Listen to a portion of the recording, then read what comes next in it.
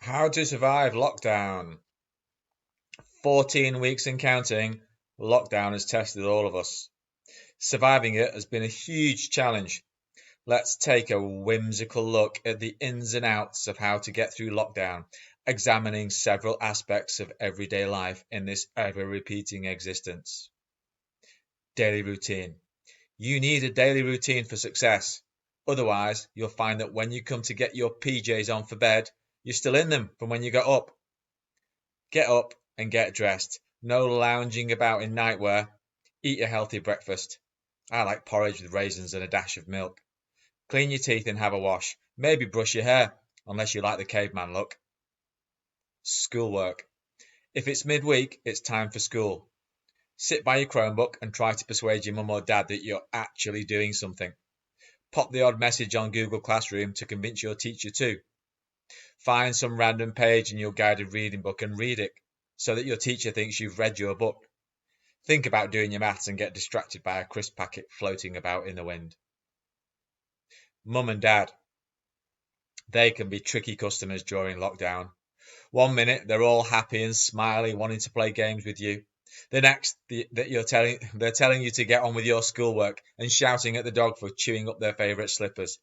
Proceed with caution around them. Pets. Your dog will wonder what the blazes is going on. Everyone being at home all day is bliss. Eventually, though, they will get bored of it and sleep in the corner of the room next to the cat, who couldn't care less who's at home and disappears most of the time to avoid the arguments. Your goldfish will look at you, and you can almost imagine them saying, "Let's see how it feels to be swimming around in a bowl all day." Brothers and sisters, the real enemy. Beware, brothers and sisters. They, like your mum and dad, will appear all affectionate. Don't be fooled, though. They're doing their best to avoid work too, but will tell on you the minute it looks like they're getting rumbled to put mums and dads off the scent. They will wind you up, steal your favourite treats, hog the PlayStation, and generally make your life a misery. Avoid at all costs. Shopping. You might be allowed to go shopping, but I doubt it. Your shopping might be delivered now. If it is, make sure you're there when it gets home. That way, you can keep an eye out for where the treats are being hidden away. Don't forget to get your orders of chocolate and other treats in early, or it'll be pasta and rice for the next 2 weeks. Jobs. Being at home means that you can get asked to do more jobs around the house. If you do, remember you're still a child. Ask for something in return.